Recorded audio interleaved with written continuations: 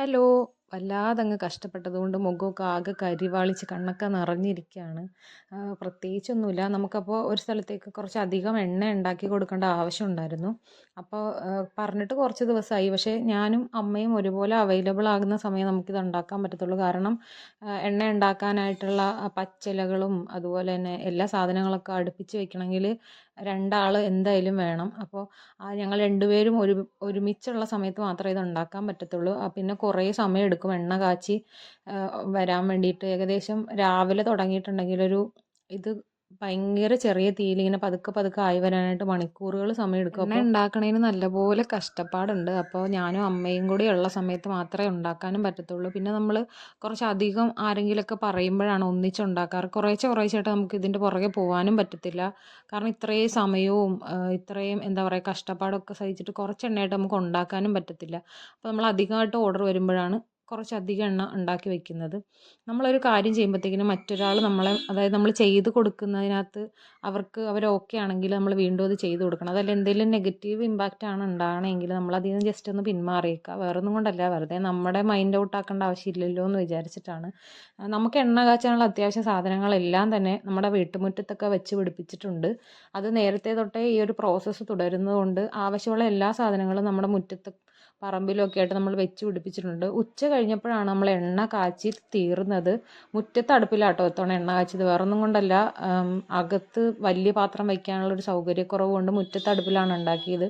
ഇത്രയും വെയിലൊക്കെ കൊണ്ട് വന്നു കഴിഞ്ഞപ്പോഴത്തേക്കിനും എൻ്റെ മുഖമൊക്കെ ആകെ ഭയങ്കര ചൂടും പുകയൊക്കെ കൊണ്ടിട്ട് ഭയങ്കരമായിട്ട് ഡള്ളായിട്ടുണ്ടായിരുന്നു.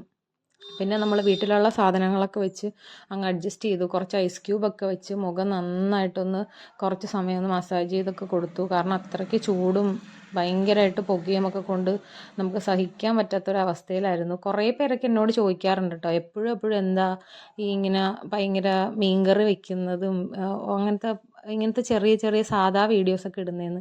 നമുക്ക് പറ്റുന്ന സൗകര്യത്തിൽ നമ്മുടെ കയ്യിലുള്ള ഡിവൈസ് ഉപയോഗിച്ച് പിന്നെ നമ്മുടെ സാമ്പത്തികപരമായും ഒക്കെ എല്ലാം കൂടെ ഒക്കെ നോക്കുമ്പോഴത്തേക്കും നമുക്ക് ഇങ്ങനത്തെ കുട്ടി കുട്ടി വീഡിയോസൊക്കെ ഇടാൻ പറ്റത്തുള്ളൂ. ചിലപ്പോൾ നമ്മൾ കുറച്ച് നാളൊക്കെ കഴിയുമ്പോഴത്തേക്കിനും സെറ്റപ്പ് ആകുമായിരിക്കും എന്ന് വിചാരിക്കാം. എന്നാലും ഈ വീഡിയോസൊക്കെ കണ്ടിട്ട് ഇഷ്ടമാവുകയാണെങ്കിലും ഇഷ്ടമാകുമല്ലെങ്കിലും ജസ്റ്റ് ഒരു ലൈക്കോ കമൻറ്റോ ഒക്കെ ഇടാൻ വേണ്ടിയിട്ട് ശ്രദ്ധിക്കണം. അപ്പോൾ ഞാൻ എന്നിട്ട് കുറച്ച് സമയം ഈ മുൾട്ടാണിമിട്ടി ഇട്ടിട്ട് അതും ഒന്ന് ഉണങ്ങാൻ വേണ്ടിയിട്ട് ഇരുന്നു. മുൾട്ടാണിമിട്ടി ഇട്ടിട്ടുണ്ടെങ്കിൽ ഒരുപാട് സമയം ഉണങ്ങാൻ വേണ്ടിയിട്ട് ഇരിക്കരുത്. വേറൊന്നും കൊണ്ടല്ല, അത് പിന്നെ കഴുകി കളയാനായിട്ട് ഭയങ്കര പാടായിരിക്കും. അപ്പോൾ ജസ്റ്റ് ഒന്ന് വലിഞ്ഞ് തുടങ്ങുമ്പോൾ തന്നെ നമ്മൾ അത് വാഷ് ചെയ്ത് കളയണം. പിന്നെ ഞാനും അമ്മയും കൂടെ കുറേ സമയം സംസാരിച്ചൊക്കെ ഇരുന്നു. വീട്ടിൽ ചെന്നിട്ടുണ്ടെങ്കിൽ പ്രധാന പണി അതാണ്. കുറച്ച് സമയം നമ്മളിങ്ങനെ ഒന്നിച്ച് വീട്ടിൽ അമ്മയൊക്കെ ആയിട്ട് ഇരിക്കുക എന്നുള്ളത്. എന്തായാലും ഇപ്പോൾ മുഖമൊക്കെ ഒന്ന് ഫ്രഷ് ആയിട്ടുണ്ട്, അത്യാവശ്യം നല്ല സെറ്റായിട്ടുണ്ട്.